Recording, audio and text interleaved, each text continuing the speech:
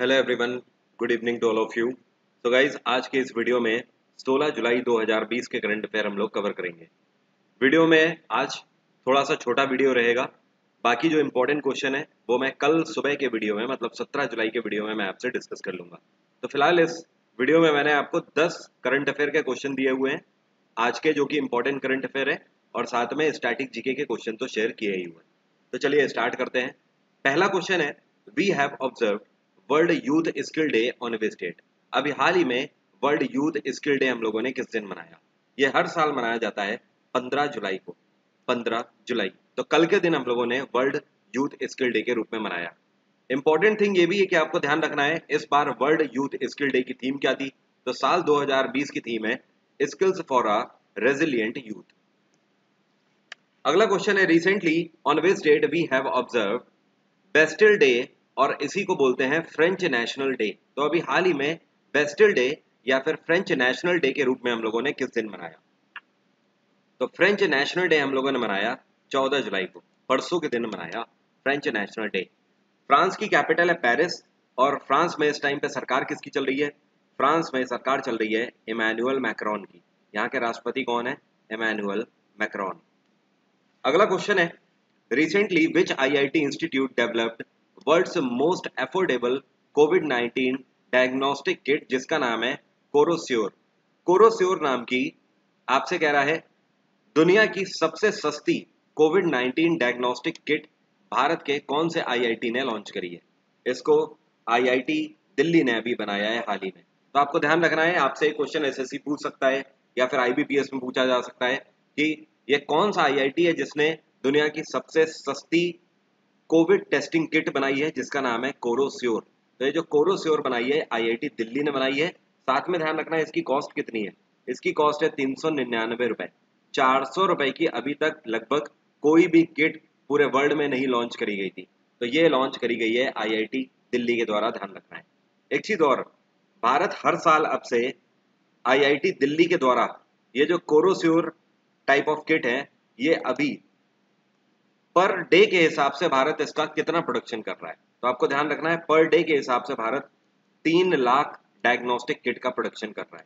Okay, तो एक बार फिर से समझो, कोरोस्योर को बनाया आईआईटी दिल्ली ने, इसकी कीमत है 399 रुपए, और पर डे 3 लाख ऐसी किट भारत सरकार के द्वारा बनाई जा रही है। Recently, who has been appointed as the vice president of Asian development bank? ADB के अभी हाल ही में वाइस प्रेसिडेंट के रूप में किसको अपॉइंट किया गया है? एडीबी के वाइस प्रेसिडेंट भारतीय मूल के अशोक लवासा को अपॉइंट किया गया है। अशोक लवासा भारत में इलेक्शन कमिश्नर की पोस्ट पर भी है, ध्यान रखना। अशोक लवासा के साथ जो इस टाइम पे हमारे चीफ इलेक्शन कमिश्नर है, इनका नाम क्या है? इनका नाम है सुनील अरोरा। और एक और हमारे इलेक्शन कमिश्नर हैं जिनका नाम है सुशील चंद्र। तो सुशील चंद्र, सुनील अरोरा और साथ में अशोक लवासा, ये तीनों इलेक्शन कमीशन में हैं। Ashok Lavasa Asian development bank के अभी हाल ही में नए वाइस प्रेसिडेंट भी बन गए हैं। साथ में आपको ध्यान रखना है, एशियन डेवलपमेंट बैंक का हेडक्वार्टर क्या है? इसका हेडक्वार्टर है मनीला। एडीबी के अभी कुछ टाइम पहले नए प्रेसिडेंट भी अपॉइंट किए गए थे। इनका नाम है मसात्सुगु असाकावा। क्या नाम है? मसात्सुगु असाकावा। मैंने आपको कुछ टाइम पहले करंट अफेयर में क्वेश्चन कराया भी था कि मसात्सुगु असाकावा को एडीबी का नया प्रेसिडेंट अपॉइंट किया गया है। और इन्होंने किसको सक्सीड किया था? इनसे पहले एक और थे जिनका नाम था ताकेहिको नकाओ। क्या नाम था? Takehiko Nakao. अच्छा, एक चीज और ध्यान रखिएगा, ये जो अभी मैंने आपको बताया कि ये जो आईआईटी दिल्ली के द्वारा कोरोश्योर बनाई गई है, कोरोश्योर के लिए अप्रूवल किसके द्वारा दिया गया है? यह अप्रूवल आईसीएमआर के द्वारा दिया गया है। आईसीएमआर का मतलब है Indian council of medical research. ICMR का हेडक्वार्टर है नई Delhi.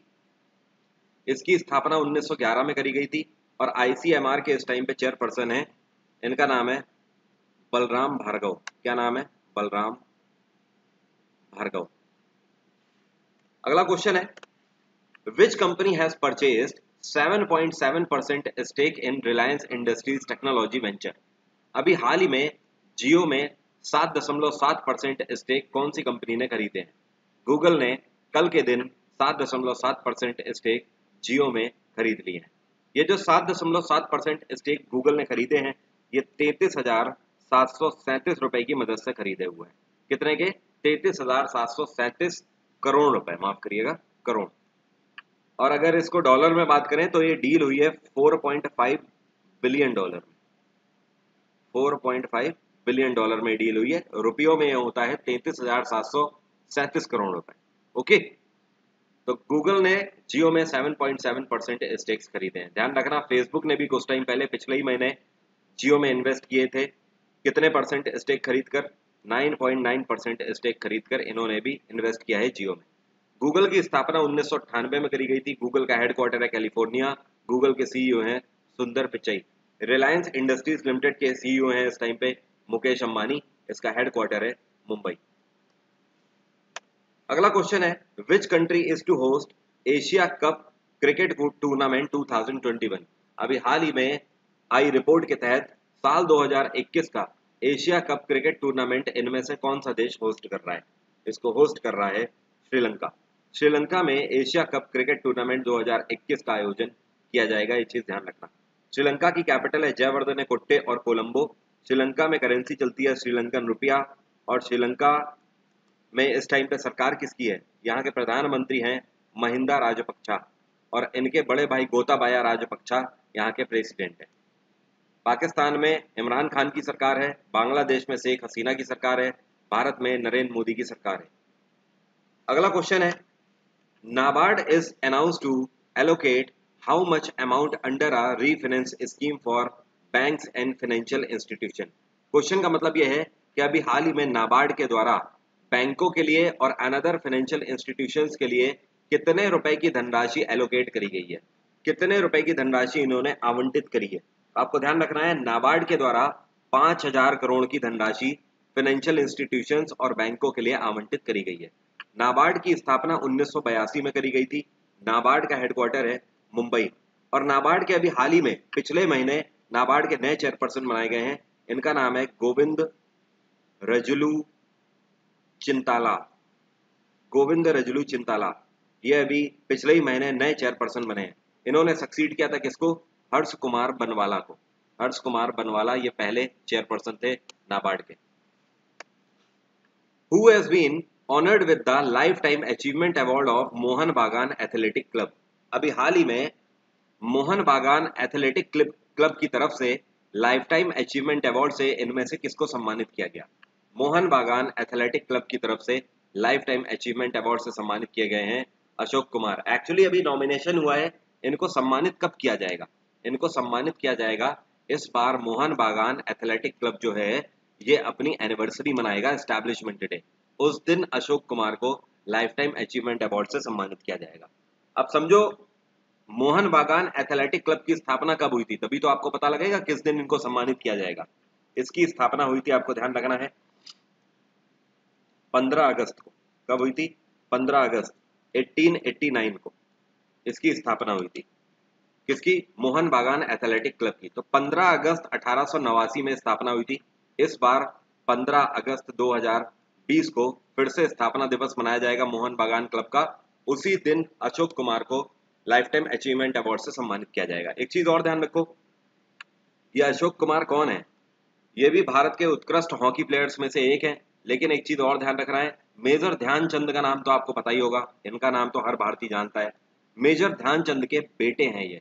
Ashok Kumar is the son of major Dhyan Chand. तो मेजर ध्यानचंद के बाद उनके बेटे अशोक कुमार भी भारत के लिए हॉकी खेले हैं। 1975 वर्ल्ड कप में भारत जो विनर रही थी उसके हीरोज में से एक हैं अशोक कुमार। अशोक कुमार को लाइफ टाइम अचीवमेंट अवार्ड 15 अगस्त 2020 को दिया जाएगा। मोहन बागान क्लब का हेडक्वार्टर क्या है? कोलकाता। अगला क्वेश्चन है,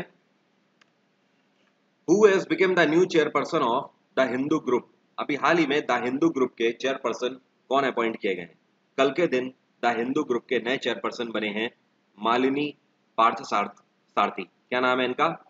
मालिनी पार्थ सारथी। मालिनी पार्थ सारथी ने किसको सक्सीड किया? इन्होंने सक्सीड किया एन राम को। इससे पहले N Ram the Hindu group के चेयरपर्सन थे। अब एन राम की जगह पर आ गई हैं मालिनी पार्थ सारथी। द हिंदू ग्रुप की बात करें तो द हिंदू की स्थापना 1878 में करी गई थी। बहुत पुराना न्यूज़पेपर है ये।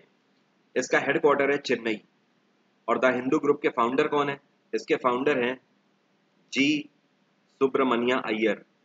जी सुब्रमण्या अय्यर। ओके, अगला क्वेश्चन है, finance ministry has announced to put sanitizers under which GST slab. आपसे कह रहा है जो हमारा वित्त मंत्रालय है जिसकी मिनिस्टर निर्मला सीतारमन है, तो फाइनेंस मिनिस्ट्री के द्वारा अभी हाल ही में अनाउंस किया गया कि ये जो सैनिटाइजर्स हैं, सैनिटाइजर्स को जीएसटी की कौन सी स्लैब में रखा जाएगा। सैनिटाइजर्स को जीएसटी की 18% स्लैब में रखा जाएगा। जीएसटी में कितनी स्लैब है? जीएसटी में 5 स्लैब है, 0%, 5%, 12% स्लैब, 18% स्लैब और 28% स्लैब। इसका मतलब यह है कि अब अगर आप सैनिटाइजर लेते हो तो सैनिटाइजर पर 18% टैक्स आपसे लिया जाएगा, 18% जीएसटी लगेगा सैनिटाइजर। उम्मीद करता हूं करंट अफेयर के सभी क्वेश्चन क्लियर हो गए होंगे। फर्दर कोई भी डाउट है तो आप मुझसे कमेंट बॉक्स में पूछ सकते हो। अब बात करते हैं आज के स्टैटिक जीके क्वेश्चंस की। पहला क्वेश्चन है, what is the height off stump in cricket. Cricket में स्टंप की हाइट कितनी होती है? तो आपको ध्यान रखना है क्रिकेट में स्टंप की हाइट 28 इंच होती है। कितनी? 28 इंच। तो ये ध्यान रखिएगा, कई बार एसएससी ने क्वेश्चन पूछा हुआ है, 28 inch. Butterfly world is associated with which of the following sport. Butterfly world जो है वो इनमें से कौन से स्पोर्ट से संबंधित है? या फिर आप ये भी बोल सकते हो बटरफ्लाई वर्ल्ड का यूज इनमें से कौन से स्पोर्ट में किया जाता है? बटरफ्लाई वर्ल्ड का यूज स्विमिंग में किया जाता है। Third one is the correct answer. Next question है, Samsung's largest manufacturing unit has been established in which city. अभी कुछ टाइम पहले सैमसंग की सबसे बड़ी मैन्युफैक्चरिंग यूनिट का उद्घाटन इनमें से कौन से शहर में किया गया था? तो आपको बता दूं जनवरी 2019 की बात है, करीब 1.5 साल हो रहे हैं। 1.5 साल पहले सैमसंग की सबसे बड़ी यूनिट जो है वो भारत के नोएडा में इसका शुभारंभ किया गया था। इसका उद्घाटन नरेंद्र मोदी ने किया था। सैमसंग का हेडक्वार्टर क्या है? सैमसंग का हेडक्वार्टर है सियोल।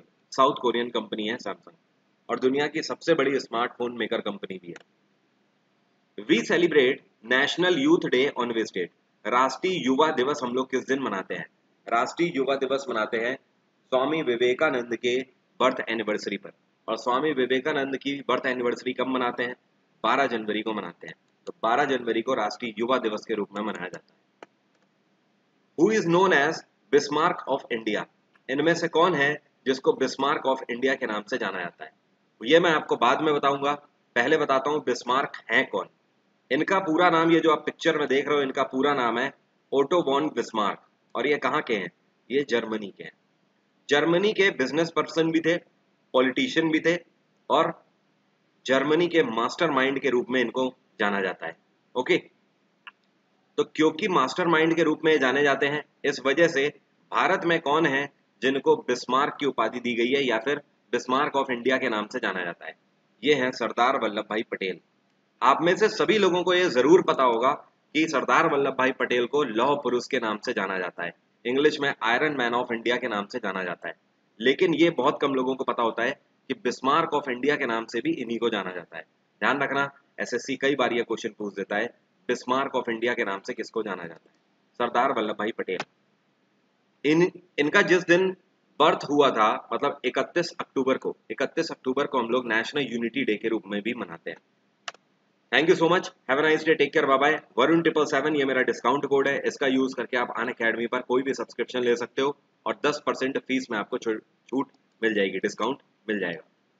वीडियो पसंद आया है या वीडियो से कुछ भी सीखने को मिला है तो वीडियो लाइक करिए और कल सुबह 6 बजे फिर से मुलाकात होगी 17 जुलाई के करंट अफेयर के साथ। Thank you so much, have a nice day, take care, bye bye. आपका दिन मंगलमय हो।